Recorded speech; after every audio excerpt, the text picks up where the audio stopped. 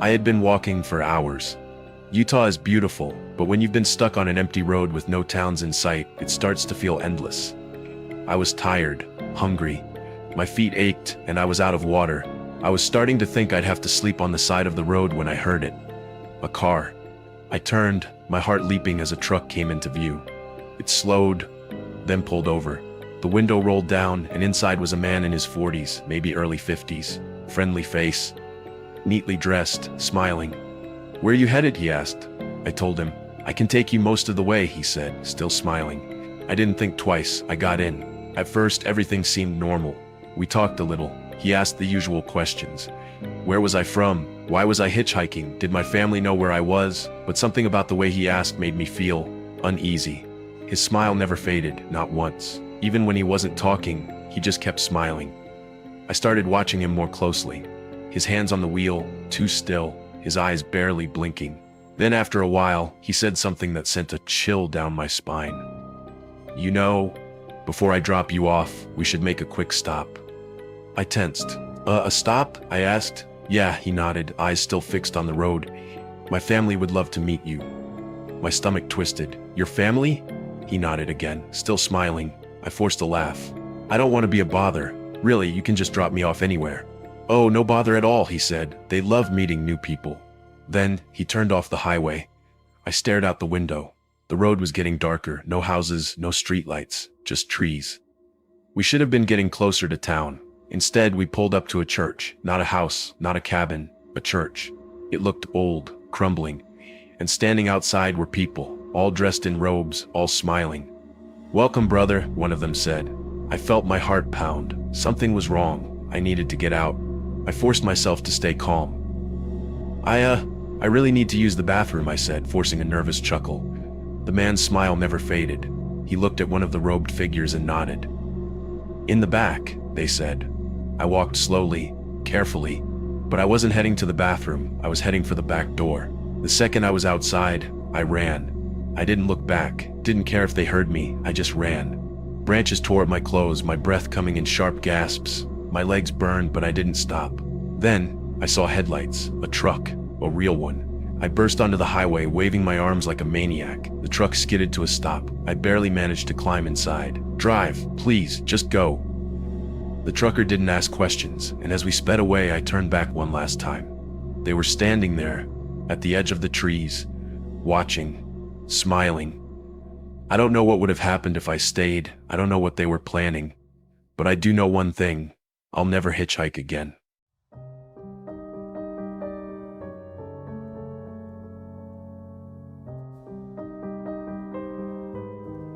I was hitchhiking across the Midwest, trying to get to my cousin's place.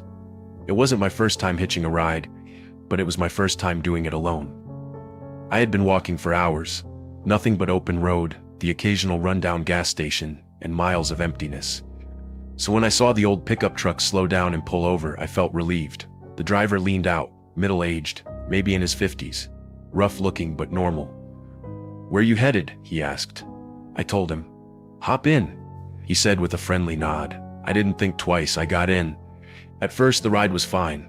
The driver didn't talk much, just the usual small talk, where I was from, how long I'd been traveling. The guy seemed normal. Maybe a little rough around the edges, but nothing unusual. Then after about 20 minutes, I noticed something. A car, a black SUV. It had been behind us for a while, but I hadn't thought much of it, until I realized it never passed us. Never slowed down, just followed. "We got a tail?" I joked, trying to keep things light. The driver frowned. "That car's been following me all day." I let out a nervous laugh. "Come on, really?" But his face was serious. That's when I started to feel uneasy. At first I thought maybe we were just being paranoid. Maybe it was a cop. Maybe just another car heading the same way. But then after another hour, that SUV was still there. I turned to the driver. "What do they want?" I asked. His grip on the wheel tightened. "I don't know, but I don't like it."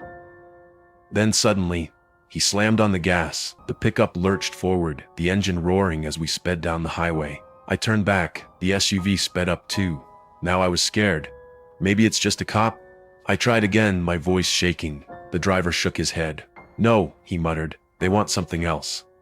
I turned to check the side mirror, my heart pounding, and that's when I saw it. A figure, crouched low in the back of the truck. I only caught a glimpse, but it was enough. A man. He was gripping the edge of the truck bed, staring right at me. I barely had time to react before the small window behind me burst open. A hand shot through, grabbing my arm. I screamed. The hand clawed at me, yanking me back toward the window. The driver swerved violently. The truck jerked to the side, tires screeching. I struggled, kicking at the seat, trying to pull free. And then, the driver slammed the brakes. The truck lurched forward. The man in the back went flying. We didn't stop, we didn't slow down, we just kept driving. My hands were shaking, my breathing was ragged. "Who the hell was that?" I gasped. The driver didn't answer right away, he just shook his head. "I told you," he muttered. "They've been following me all day." I turned back, the road behind us was empty. No man, no SUV. Just darkness. We never saw the SUV again. Never saw the man again. We drove straight to the nearest town and I got out. I never hitchhiked again.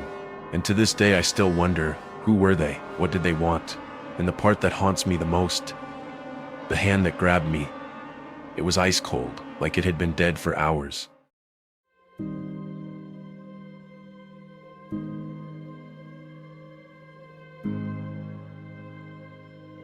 I had just finished a long shift at work, 12 hours straight. I was exhausted, my head pounding, my eyes struggling to stay open. The rain was coming down in sheets, making it hard to see more than a few feet ahead. That's when I saw her.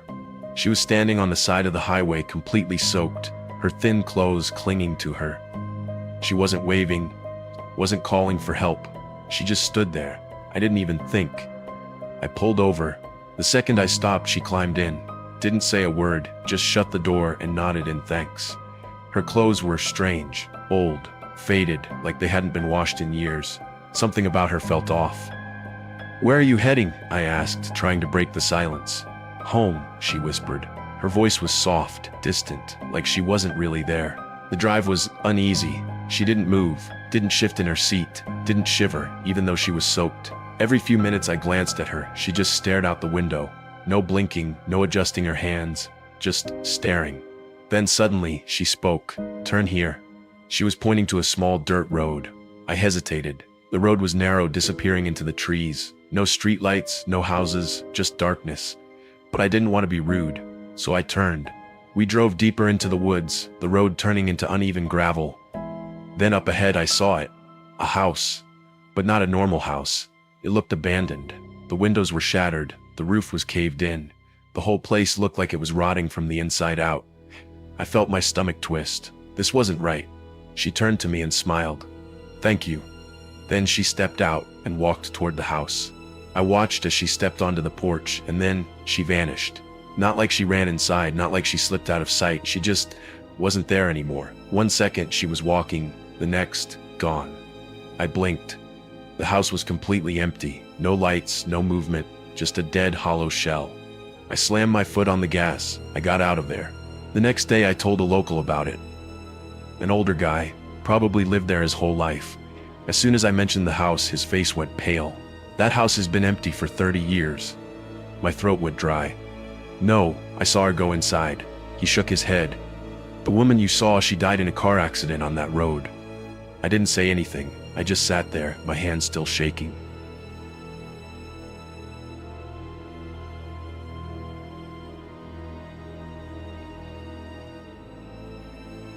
I was 22 years old, hitchhiking my way across the country, trying to save money. It wasn't my first time. I'd caught a few normal rides before. Some drivers were talkative, others quiet, but nothing out of the ordinary. Then, I met him. A black sedan rolled up beside me, the tires crunching on the gravel. The window lowered, and inside sat a man in his 40s, clean-shaven, well-dressed, polite. He looked normal. "Where you headed?" he asked, his voice calm, almost too calm. I told him. He nodded and said, "Hop in, I'm going that way." I was tired, my feet ached. I didn't even think twice. I got in. At first, everything seemed fine. We made small talk. He asked me where I was from, if I had family nearby, what I was doing hitchhiking. Just normal conversation.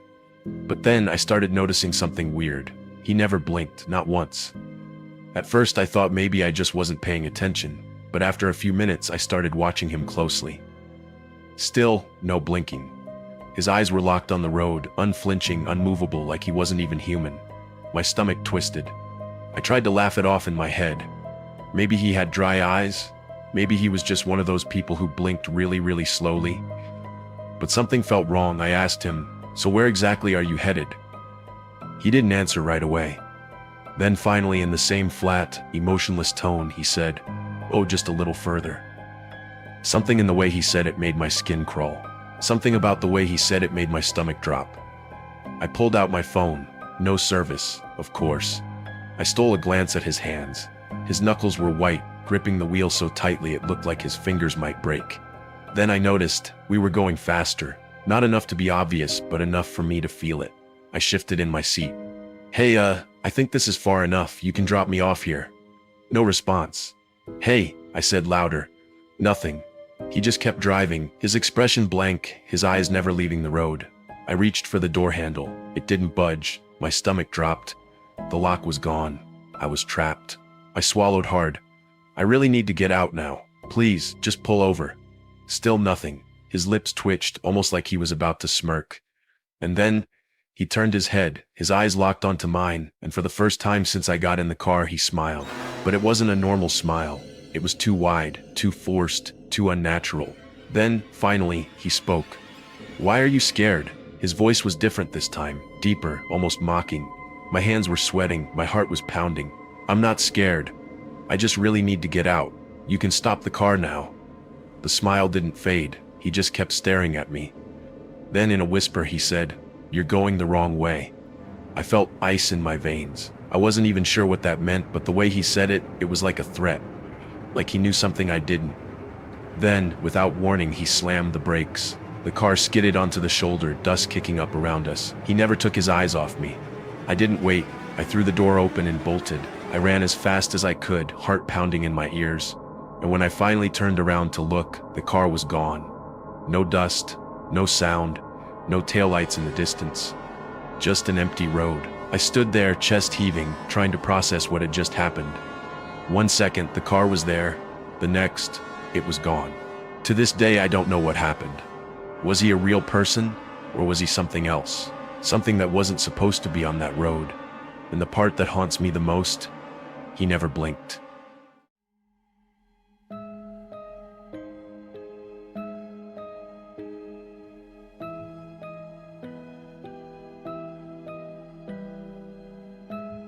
I was hitchhiking through Texas, just trying to get to the next town before dark. It was late and the road was empty, no cars for miles. Then, out of nowhere, a patrol car pulled up. The window rolled down and inside sat an officer. He looked real, uniform, badge, even the cruiser looked legit. "Where you heading?" he asked. I told him. He nodded. "Hop in, I'll take you." Something felt wrong.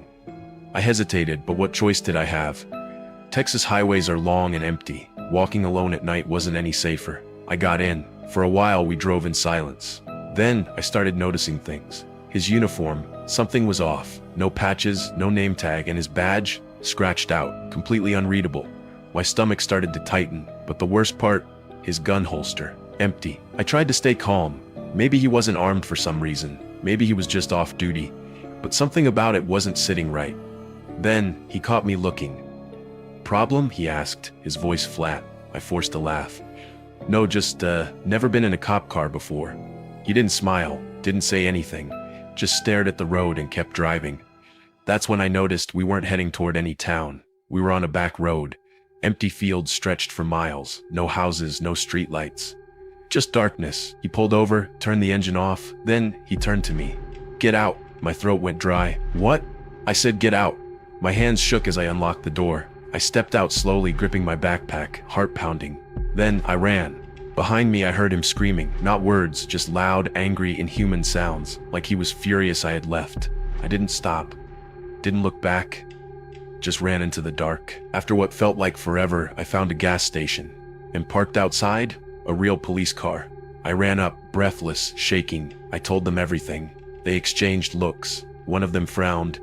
"There's no officer with that description on duty tonight." I felt sick. "Are you sure?" I asked. The officer nodded. "Son, we don't even have patrol cars on that highway after dark." I didn't sleep that night, didn't even try, because now I had to ask myself, if he wasn't a cop, Then who was he? And what would have happened if I hadn't run?